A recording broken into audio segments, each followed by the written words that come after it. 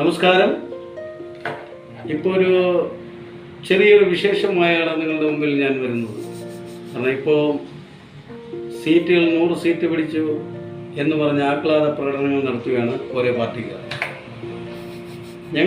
അത് LDF എന്ന് പറയുന്നത് കമ്മ്യൂണിസ്റ്റ് പ്രസ്ഥാനം 4 സഖാക്കൾ കൂടെ ചേർന്നുണ്ടാക്കിയ ഒരു പ്രസ്ഥാനമാണ് കമ്മ്യൂണിസ്റ്റ് പ്രസ്ഥാനം. ആ പ്രസ്ഥാനം ഈ ലോകമെമ്പാടും വളർന്ന് പന്തലിച്ചു. അങ്ങനെയുള്ള ഞങ്ങളെ ഓലപ്പാമ്പ് കാണിച്ച് പേടിപ്പിക്കല്ലേ, ഇതൊന്നും ഞങ്ങൾ കമ്മ്യൂണിസ്റ്റുകാർ പേടിക്കുന്നതല്ല. ഇനിയിപ്പോൾ UDFൻ്റെ പ്രകടന പത്രികയിലാണെങ്കിൽ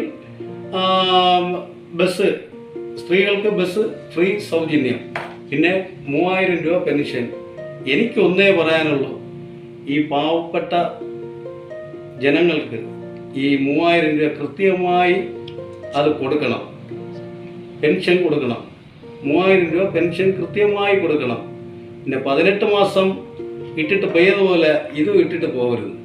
കാരണം പെൻഷൻ കൊണ്ട് ജീവിക്കുന്ന ഒരുപാട് കുടുംബങ്ങളുണ്ട്. അതാണ് നമ്മളെ പിണറായി സർക്കാർ അവർക്ക് വേണ്ടിയിട്ട് പെൻഷൻ മുടങ്ങാതെ ജനങ്ങളുടെ കയ്യിൽ എത്തിക്കുന്നത്. പക്ഷെ നിങ്ങളിത് മുടക്കല്ലേ. ഫ്രീ ബസ് എന്ന് പറയുന്നത് വർഷത്തിൽ ഒരിക്കലാണോ അല്ലെ ഡെയിലി ആണോ എന്ന് അത് പ്രകടന പത്രികയിൽ ഇല്ല. അത് ആ ബസ്സൊക്കെ ഡെയിലി കൊടുക്കണം. കാരണം ഫ്രീ ആയിട്ടൊക്കെ പോകുന്നല്ലേ സ്ത്രീകൾ. കാരണം കൂലിപ്പണിക്ക് പോകുന്ന ഒരുപാട് സ്ത്രീകളുണ്ട്, വനിതകളുണ്ട്.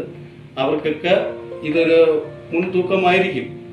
കാരണം ബസ്സൊന്നും ഇനി കാണാതിരിക്കില്ല. ഇനി ടിക്കറ്റ് എടുത്ത് പോകേണ്ട ഗതികേട് അവർക്കുണ്ടാവരുത്. പിന്നെ പെൻഷനൊക്കെ ക്ലിയർ ആയിട്ട് അവർ കൊടുക്കണം. പിന്നെ അന്ന് 18 മാസം ഇട്ടിട്ടാണ് പോയത്. ഇനി 2 വർഷം ഇട്ടിട്ടൊന്നും നിങ്ങൾ പോകരുത്. ഇനി 24 മാസം ഇട്ടിട്ട് പോവല്ലേ. ക്ലിയർ ആയിട്ട് പെൻഷൻ കൊടുക്കണം എന്നേ പറയാനുള്ളൂ. പിന്നെ ഓലപ്പാമ്പെന്ന് കാണിച്ച് നമ്മളെ പേടിപ്പെടുത്തല്ലേ. കമ്മ്യൂണിസ്റ്റുകാർ പേടിക്കുന്ന ആൾക്കാരല്ല, അത് നിങ്ങളുടെ ഒരു തോന്നലാണ്. കമ്മ്യൂണിസ്റ്റ് പ്രസ്ഥാനം എന്ന് പറയുന്നത് ഈ ലോകമെമ്പാടും ഉള്ള ഒരു പ്രസ്ഥാനമാണ്. ജനങ്ങൾക്ക് വേണ്ടിയിട്ടാണ് കമ്മ്യൂണിസ്റ്റ് പ്രസ്ഥാനം നിന്നിട്ടുള്ളത്. അത് ഇവിടുത്തെ ഓരോ ജനങ്ങൾക്കും അറിയാമെന്നുള്ളതാണ്. പിന്നെ നമ്മുടെ പെൻഷൻ മുടങ്ങാതെ കൊടുക്കണം. 3000 രൂപ നിങ്ങളുടെ പത്രികയിൽ, പ്രകടന പത്രികയിൽ ഉള്ളതാണ്. നിങ്ങൾ 3000 രൂപ കൊടുക്കണം. പിന്നെ ഞങ്ങളെ വീണ്ടും ഓലപ്പാമ്പ് കാണിച്ച് പേടിപ്പിക്കല്ലേ. ഞങ്ങളെല്ലാം സഹാക്കളാണ്, ഞങ്ങൾ വിപ്ലവകാരികളാണ്. അത് തോക്കിനും ലാത്തിക്കും നമ്മൾ തോറ്റിട്ടില്ല. ആ കാര്യം നിങ്ങൾ ഓർമ്മ വേണം. ഈ ഇൻക്ലാബ് സിന്ദാബാദ്, ലാൽ സലാം സഹാക്കളെ.